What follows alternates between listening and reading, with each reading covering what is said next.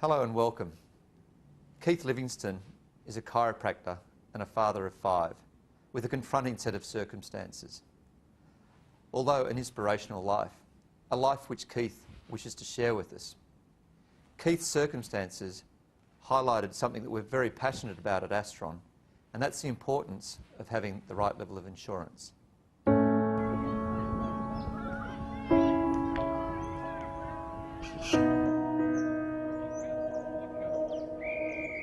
I'm 49, I'm a chiropractor and I've been practicing for 20 years.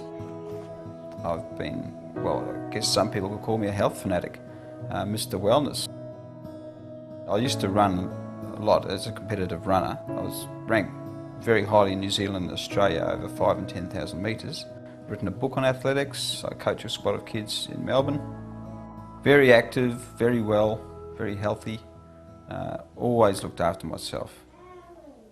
Keith and I have been married for 17 years. We have 5 children. Annabelle's 14, Miranda 10, Conrad 7, Henry's 4 and Mietta, well, she's 8 months. We had a practice in Swan Hill for up to 15 years when Keith was ready to take a back seat, and we'd got some beautiful American people out that were ready to take the practice over, so we decided to have a little inland sea change to Barmer in the wetlands on the Murray. I just had a urgency about me with the children getting to that high school age. It was time to move to Bendigo. And so we took the step and bought a property down here to develop into a clinic. Function influences everything. Alive Chiropractic may be able to help you feel alive again. Care for yourself and your family. Bring on a smile and feel alive with Dr. Keith. Alive. There's no reason for me to be, wary of anything. Just had a lovely relaxed day. Best day, really, best day we had in practice. I was typing up a newsletter for the Australian Spinal Research Foundation, bolt upright in the office. My memory tells me it was like a TV screen, when you pull the plug out and it implodes to a little white thing. I can remember that, and a huge bang, like someone let off a shotgun in my ear.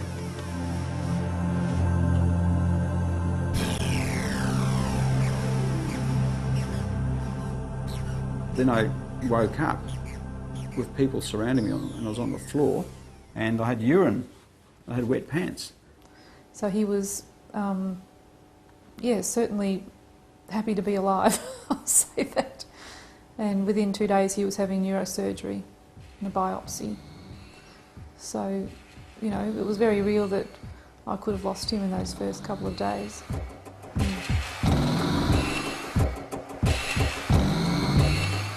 I'd had none of the signs that you'd expect for a brain tumour, and being a chiropractor, I'm well aware what those red flags are.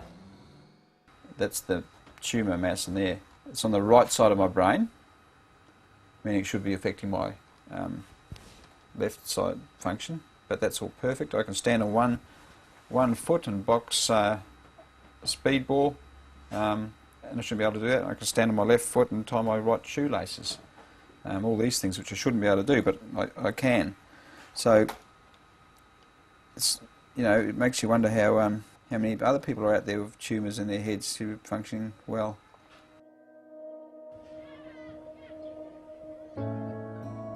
We had to wait 3 months for my income protection to kick in, so it was a terrible time because we still had payments to meet on everything else and all your usual things. At least a couple of $1 million worth of real estate out there. That was all leveraged to the hilt. So we basically flogged most of it off at fire sale prices just to get through and to get the banks off our backs. At the same time, we've ended up with a beautiful building that we had to sell on, and now we're committed to a 10-year lease on that building. And that happened just at the time that Keith initially collapsed. So we lost our asset, meanwhile still owing quite a lot on the build that we had to pay off out of cash flow.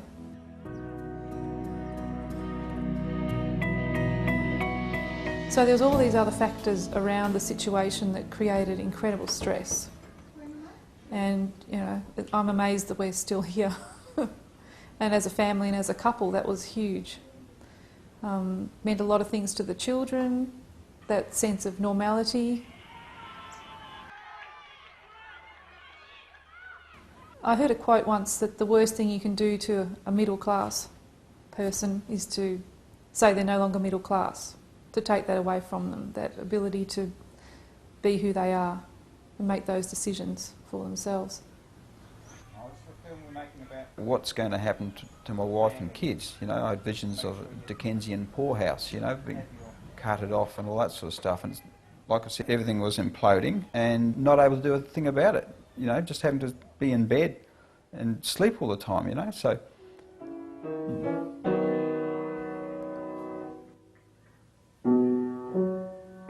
We just say thank goodness we had the little bit we had, which was income protection and term life cover. And without the income protection, I don't know where we would be. We'd be living on Mr. Rudd, whoever the treasurer is at the time, you know, because there was just no way the practice was able to sustain us without Keith working in it. With my income protection, luckily I was able to go back to work, which wasn't really too good. And you know, it's a lot of energy you're putting into clients and patients. And one day I saw 58 people,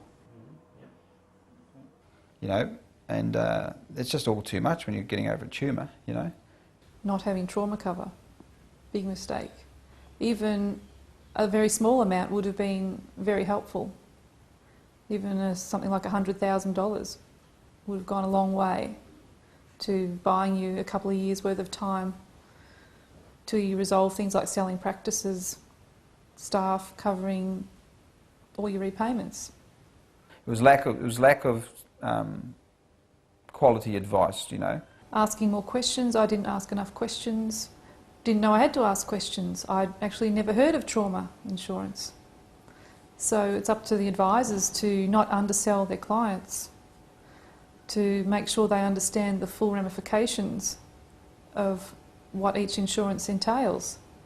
Just because you've got one policy doesn't mean it's going to cover you for every scenario, and to be aware of what's in your policy. What should have occurred is just gone to a broker, like a one-stop shop, have all these boxes to tick off for the different types of insurance, okay, and made sure I was covered every which way, because, you know, you've got this business to run and staff to pay, you've got your family to support. If you're establishing a new business and you're leasing or buying stuff and you've got outgoings, you want to have all those outgoings covered. So luckily I do have an insurance that's kicking in, but I've been diagnosed as terminal to get that.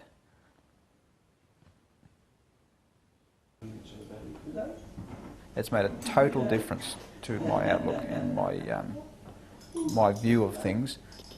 Thank goodness we had that, but it's not a nice diagnosis. Thankfully Keith's very positive, and we're all very positive for him, and we feel this is his second chance to get better.